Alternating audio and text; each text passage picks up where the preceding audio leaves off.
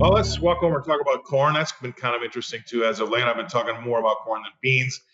I know beans are really China centric, corn more energy centric, but energy, I think, really has been kind of exciting. And I think you would agree. Well, we've got this fund. The funds are short 225,000 contracts, right around that level. Now, that's pretty significant. And that's a big amount of money for every penny up and penny down that market trades. It's trading heavy now. Um, we've got a little bit of, it seems like, complacency in that market. Um, and we were wondering maybe if the funds came to cover that corn or at least buy those shorts back. When I say the shorts, could that be something that could ignite us higher? But right now they're on a winner because it just trades a little heavy, and they're going to sit there and stay comfortably short. July corn has been again hugging this trend line. I mentioned it about in the lean hogs report, but July corn hugging a trend line for about 17 days, a little bull trend line.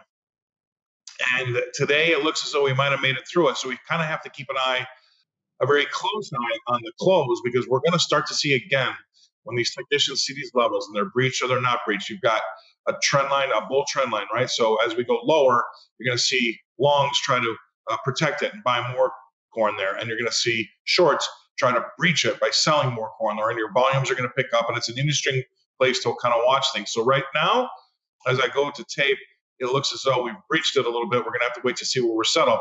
But either way, it's definitely going to be a point of interest, and we have to keep that in our minds for the short term.